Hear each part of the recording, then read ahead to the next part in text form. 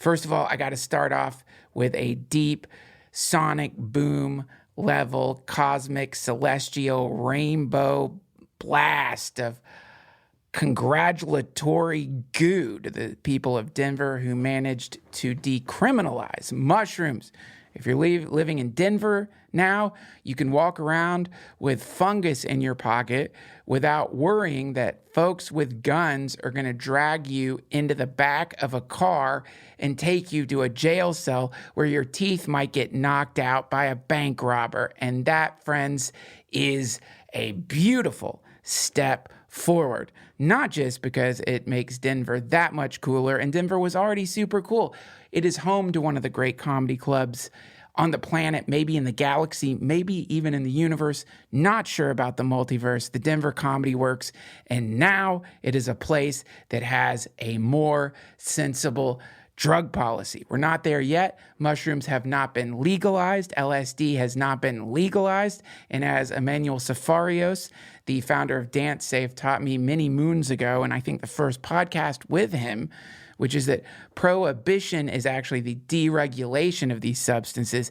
And that, friends, is where the trouble starts. Because just like our milk is regulated, our water is regulated, just like there's places that make sure that the medicines that we are taking are safe. The reason there's a dude at the pharmacy who's acting like he has plutonium in his hand when he's pouring your penicillin into the medicine bottle is because of regulations to make sure that we are taking substances that are what they are supposed to be. And when you make something illegal, regulation goes out the fucking window. And in fact, what happens is a massive underground opens up and people end up getting substances that are either too strong, not what they're supposed to be, or sometimes poison. And so that sucks. We don't want people to go to funeral homes because they wanted to see what was down there and the depths of their psyche are out there in the higher realms. Now, I was certain that after this happened, there would be some obnoxious fucking blog that came out with someone saying that Denver had made some kind of wretched mistake. And I expected, because of my own bias, which is not fair, my apologies to those of you who are on the right. I'm not, but I have a bias against you sometimes, which probably isn't fair. And I expected this shit to come from some kind of ultra right-wing fascist monstrosity that I invented in my head, some kind of goose-stepping white power bastard, some kind of anti-gay marriage, anti-abortion, Looney Tunes piece of shit who would see that the war on drugs was hopefully drawing to a close, and this would tickle their butthole in the wrong way and cause it to clench out a shit think piece. So you can imagine my horror, my astonishment when this fucking think piece that I predicted, and many things that I have predicted have come true, including the transformation of the Washington Monument into a beautiful golden penis. It happened 2 weeks ago. Look it up. When my prediction came true and I found that Michael Pollen, who I thought was an ally of the psychedelic movement, who wrote this book, How to Change Your Mind, What the New Science of Psychedelics Teaches Us About Consciousness, Dying, Addiction, Depression, and Transcendence. He used the word transcendence. When Michael Pollan wrote this fucking think piece for the New York Times, I'm just going to read it to you. Have a trash can nearby. You need something to puke in when you hear this. You're going to need something. Get some salts. Get someone nearby with smelling salts in case you fucking pass out. When you realize this Michael Pollan, this brilliant man who wrote a book that helped to like ease some of the insane superstitions surrounding psychedelics, actually had the gall to write a think piece saying that maybe we shouldn't have decriminalized fucking mushrooms at Denver. I'm going to read it to you. I'm setting kittens on fire while I do this. Michael Pollan, opinion. Michael Pollan, Not so fast on psychedelic mushrooms. Can you imagine somebody saying that to you, like on a nice summer day when you're sitting in a meadow and you pull out a bag of mushrooms? Not so fast, man. Psilocybin has a lot of potential as a medicine, but we don't know enough yet about it to legalize it. First of all, they didn't fucking legalize it, Pollen. They decriminalized it. All right, here we go. Oh, God. I'm going to read it in, like, I guess the way he must feel. Only a few days ago, millions of Americans probably never heard of psilocybin, the active agent in psychedelic mushrooms. But thanks to Denver, it's about to get its moment in the political sun. On Tuesday, the city... First of all, come on, Michael Pollan, you fucking elitist. Millions of Americans probably had never heard of psilocybin. Shut the fuck up. What is that? Where is that? I want some backup on that, and I'll apologize if this is the case, that millions of people have never heard of magic mushrooms. Millions of people have never heard of that. Come on, it's in fucking pop comedy and songs and bongs, and you can't fucking go to any beach, walk into any beach store, and there's some dumbass shirt with a fucking mushroom on it, or alien saying, like, take me to your dealer, holding a mushroom. Get out of town. Millions of Americans probably never heard of psilocybin. What are you talking about? How dumb do you think Americans are? On Tuesday, the city's voters surprised everyone by narrowly approving a ballot initiative that effectively decriminalizes psilocybin, making its possession, use, or personal cultivation a low-priority crime. It's not a crime. It's a make-believe crime. I said that, not Pollen. The move is largely symbolic. Only 11 psilocybin cases have been prosecuted in Denver in the last 3 years, and state and federal police may still make arrests. Okay, now...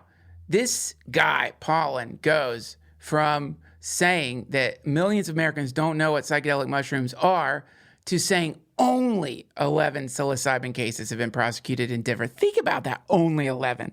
Only 11 people's lives have been destroyed, potentially, because they had possession of or were selling or growing a fungus that... according to the title of your book, teaches us about consciousness, dying, addiction, depression, and transcendence.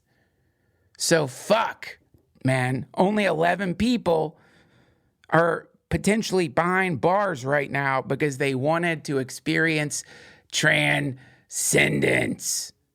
For the first time since psychedelics were broadly banned under the 1970 Controlled Substance Act, we're about to have a national debate about the place of psilocybin in our society.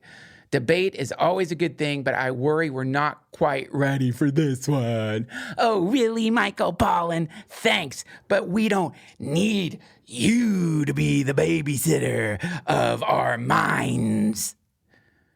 No one should ever be arrested or go to jail for the possession of cultivation of any kind of mushroom. It would be disingenuous for me to say otherwise, since I have possessed, used, and grown psilocybin myself. Like many others, I was inspired to do so by the recent renaissance of research into psilocybin, into psychedelics, including psilocybin. Scientists at places such as Johns Hopkins, New York University. First of all, let's address this paragraph. No one should ever be arrested or go to jail for the possession or cultivation of any kind of mushroom. It would be disingenuous for me to say otherwise, since I have possessed, used, and grown psilocybin myself. And your admission of that could put you in jail. It's called a conspiracy, and there are people who go to jail just for saying they've done it, depending on where you live, Pollen. Hopefully it's California.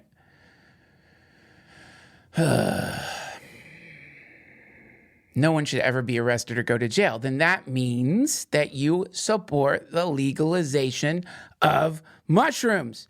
You can't write an article that says not so fast on psychedelic mushrooms and then say no one should ever be arrested or go to jail for the possession or cultivation of any kind of mushroom. What's your fucking point, man? Let's keep reading. Scientists at places such as Johns Hopkins, New York University, UCLA, Harvard Medical Center, and Imperial College in London have conducted small but rigorous studies that suggest a single psilocybin trip guided by trained professionals has the potential to relieve existential distress in cancer patients, break addictions to cigarettes, alcohol, and cocaine, and bring relief to people struggling with depression. Psychiatry's current drugs for treating these disorders are limited in their effectiveness, often addictive, address only symptoms, and come with some serious side effects, so the prospect of psychedelic medicine is raising hopes of a badly needed revolution in mental health care. This might explain why the FDA granted breakthrough therapy status last year to psilocybin. Thank God. Bless you, FDA, which promises to speed its consideration as a treatment for depression. But the research also shows that psilocybin may have value for the rest of us. Studies have demonstrated that properly administered a psilocybin journey can have enduring positive effects on the well-being and relative openness of healthy, quote, healthy normals, as researchers put it.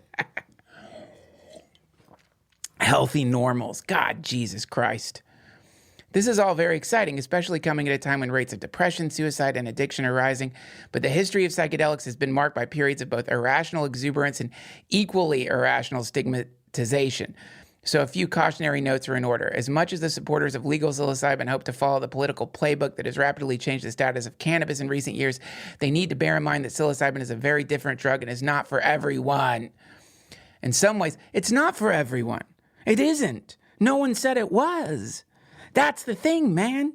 No one said it was. But we are adults and we can make our own decisions in life.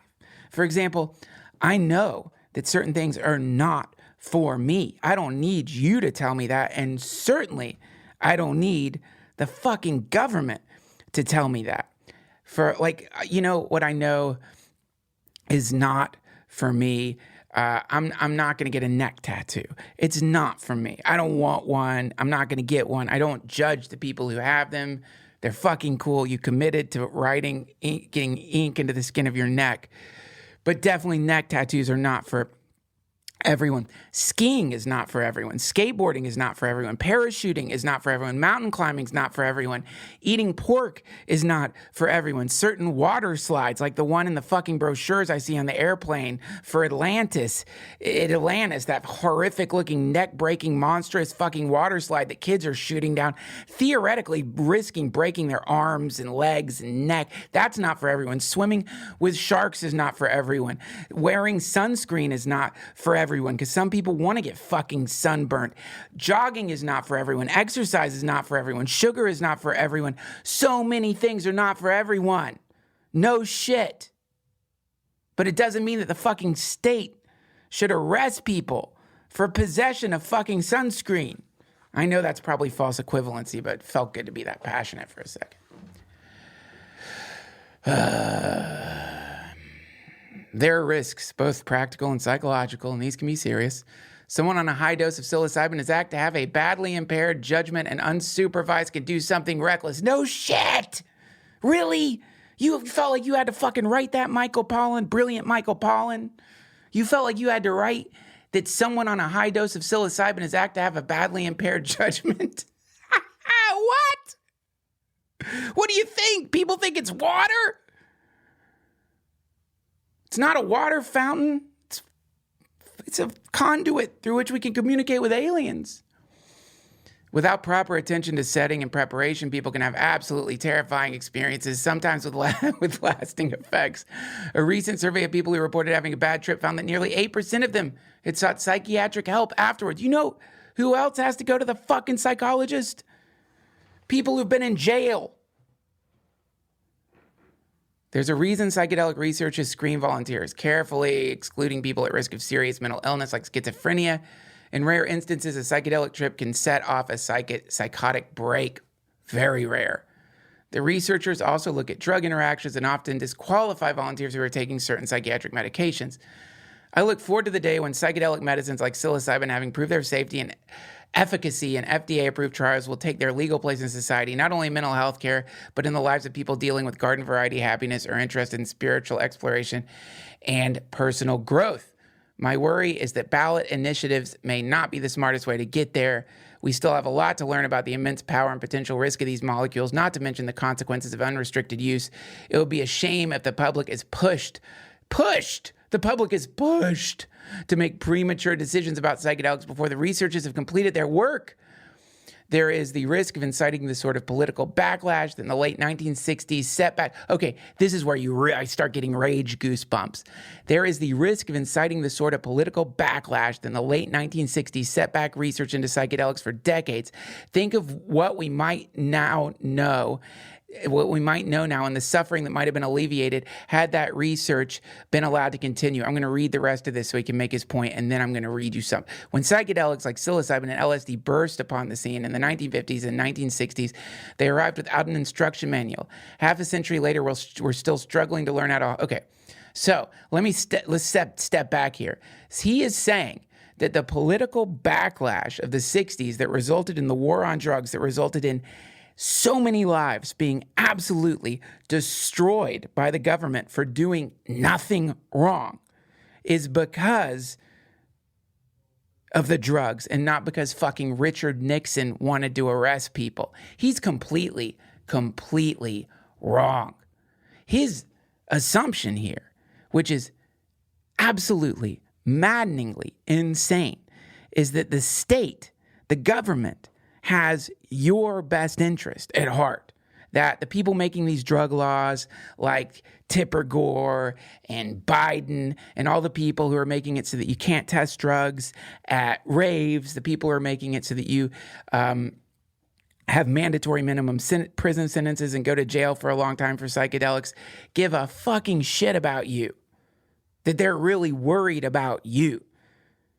That's the assumption that he's making here, that there are people in the government who are like, oh my God, we've got to keep these fucking people safe from mushrooms.